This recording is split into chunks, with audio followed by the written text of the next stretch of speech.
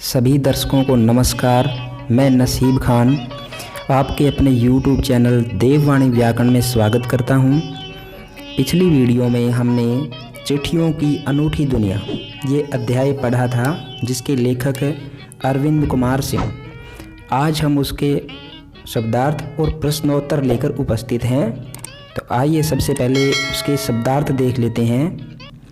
सिलसिला चलन, प्रचलन बोला जाता है। विवाद झगड़ा होता है। दुनिया संसार। केंद्रित आधारित। अनूठी अलग यानी कोई विशेष चीज़ को बोला जाता है। सहेज कर संभाल कर। संदेह शक।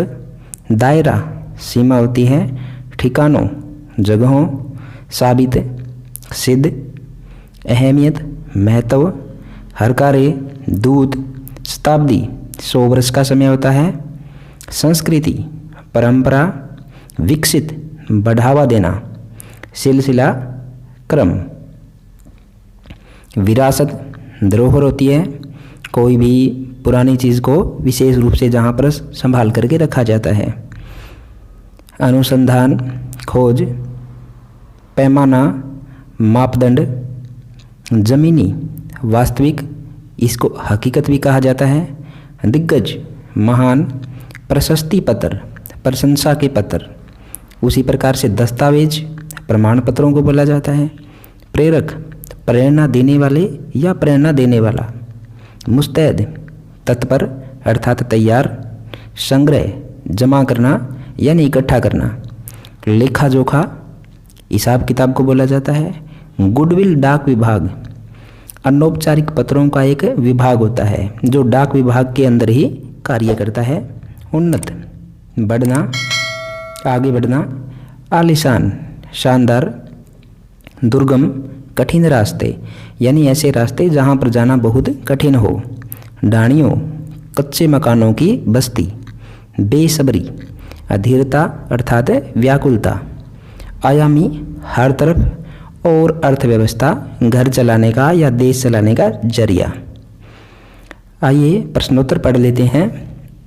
पहला प्रश्न है, पत्र जैसा संतोष फोन या एसएमएस का संदेश क्यों नहीं दे सकता? दोनों में तुलना की बात आई है, पत्र और फोन या एसएमएस। देखिए, पत्र जैसा संतोष फोन या एसएमएस का संदेश नहीं दे सकता, क्योंकि फोन या एसएमएस द्वारा केवल कामकाजी बातों को संक्षिप्त रूप से व्यक्त कर सकते हैं। अर्थात कामकाजी बातें होती हैं, उनको एसएमएस के द्वारा हम भेज देते हैं और उनके जवाब भी आ जाते हैं। परंतु पत्रों द्वारा हम अपने मनोभावों को खुलकर व्यक्त कर सकते हैं। यानी जो पत्र है वो हृदय से जुड़े हुए होते हैं और हम अपने विचार खुल करके उसमें लिख सकते हैं। पत्रों से आत्मीयता झलकती है। पत्र केवल औपचारिकता के लिए नहीं होते, उसमें अपनापन झलकता है। जिसके साथ हम बात करना चाहते हैं, जिसको अपने विचार बताना चाहते हैं, उसके साथ हम खुल करके बात कर सकते हैं, लिख सकते हैं। इन्हें अनुसंधान का विषय भी बनाया जा सकता है। अनुसंधान खोज होती है, रिसर्च।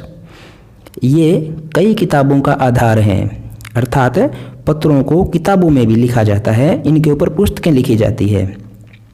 पत्र राजनीति साहित्य तथा कला क्षेत्र में प्रगतिशील आंदोलन के कारण बन सकते हैं।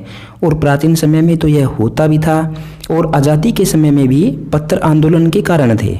यह क्षमता फोन या एसएमएस द्वारा दिए गए संदेश में नहीं है।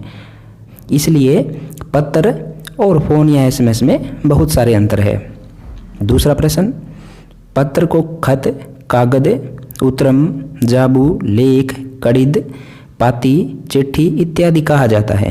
इन शब्दों से संबंधित भाषाओं के नाम बताइए। खत उर्दू का शब्द है। कागज कन्नड़ भाषा का है। तेलुगु में उत्तरम जाबू तथा लेख कहा जाता है पत्र को। कड़िद ये तमिल भाषा का शब्द है। पाती हिंदी में पत्र को बोला जाता है। उसी प्रकार से चिट्ठी ये भी हिंदी का शब्द है, और पत्र ये संस्कृत भाषा का शब्द है। तीसरा प्रश्न, पत्र लेखन की कला के विकास के लिए क्या क्या प्रयास हुए? लिखिए।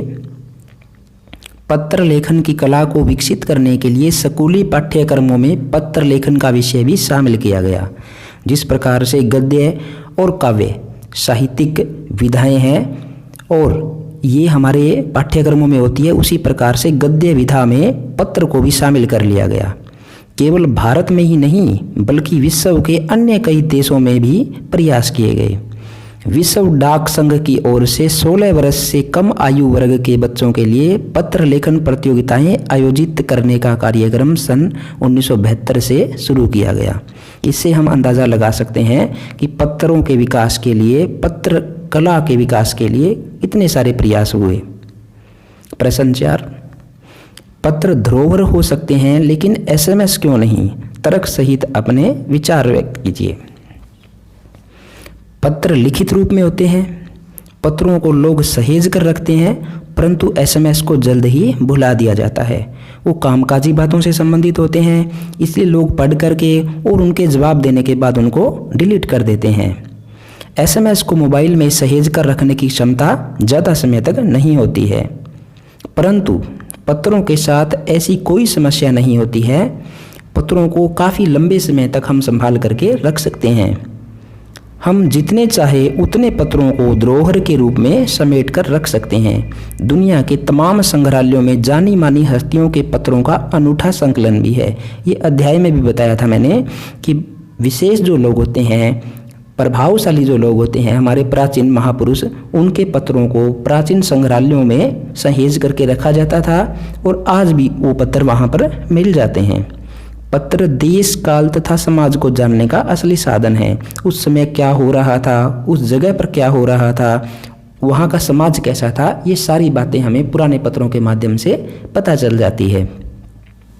5वां प्रश्न, क्या चिट्ठियों की जगह कभी फैक्स, ईमेल, टेलीफोन तथा मोबाइल ले सकते हैं? पत्र प्राचीन माध्यम है, लेकिन फैक्स, ईमेल, टेलीफोन, मोबाइल ये आज के संचार के साधन हैं। दोनों में क्या अंतर है? ये पत्रों की जगह क्यों नहीं ले सकते? देखिए, प्रत्येक वस्तु का अपना एक अलग महत्व होता है। उसी प्रकार आज तकनीकी की दुनिया में भी चिट्ठियों की जगह कोई नहीं ले सकता। टेक्नोलॉजी का ज़माना है, लेकिन विचारों का आदान प्रदान तो वहाँ भी कर सकते हैं, परंतु पत्रों की जगह ये चीज़ें नहीं ले सकती।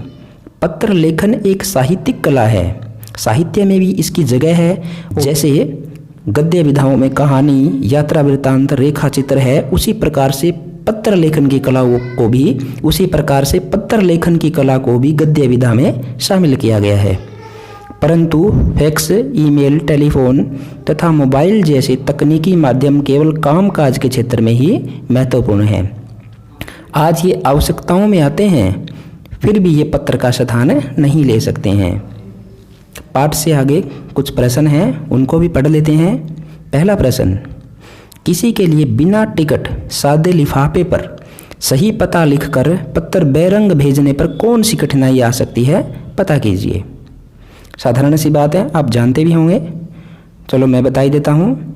सही पता न लिखकर पत्र भेजने पर पत्र को पाने वाले व्यक्ति को टिकट की धनराशि जुर्माने के रूप में देनी होगी। जो व्यक्ति पत्र प्राप्त करता है उसको वो टिकट की धनराशि वो देनी पड़ती है। अगर वो नहीं देता तो उसको पत्र की प्राप्ति नहीं होगी, उसे पत्र दिया जाएगा, अन्यथा पत्र वापस चला जाएगा। अगर वो धनराशि नहीं देगा तो पत्र की वापसी हो जाएगी, उस व्यक्ति को पत्र वो नहीं मिलेगा।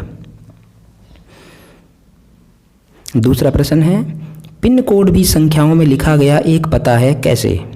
पिन कोड के माध्यम से भी पता लगाया जा सकता है ये किस क्षेत्र का पत्र है। पिन कोड का पूरा रूप है PIN, अर्थात P से पोस्टल, I से इंडेक्स, N से नंबर, पोस्टल इंडेक्स नंबर। सबको पता है यह 6 अंकों का होता है। हर एक का स्थानीय अर्थ होता है। जैसे पहला अंक राज्य से संबंधित, दूसरा और तीसरा उपक्षेत्र यानी कि जिले से संबंधित या संभाग से संबंधित, और चौथा, पांचवा और छठा संबंधित डाकघर से होता है। पहला अंक राज्य, दूसरा तीसरा अंक बताया मैंने ये जिले से संबंधित या संभाग से संबंधित होता है। संभाग वो क्षेत्र होता है जिसमें 2 या 3 जिलों को मिलाकर के कई बार एक जिले की तरह काम किया जाता है। चौथा, पांचवा और छठा अंक डाकघर का होता है। इसके साथ व्यक्ति का नाम और नंबर आदि भी लिखना पड़ता है। पिन कोड किसी खास क्षेत्र को संबोधित करता है। किस क्षेत्र से ये पत्र आया है, किस क्षेत्र में भेजना है, पिन कोड से इसका अंदाज़ा लगाया जा सकता है कि यह पत्र किस राज्य के किस क्षेत्र का है। इसके अंकों में शहर का संकेत होता है, इसलिए पिन कोड भी संख्याओं में लिखा गया एक पता है। अंतिम प्रश्न है, ऐसा क्यों होता था कि महात्मा गांधी को दुनिया भर से पत्र महात्मा गांधी इंडिया पता लिखकर आते थे? उनके नाम से नहीं, उनके नाम के साथ इंडिया शब्द लगा करके पत्र आते थे। ऐसा क्यों होता था जानते हैं?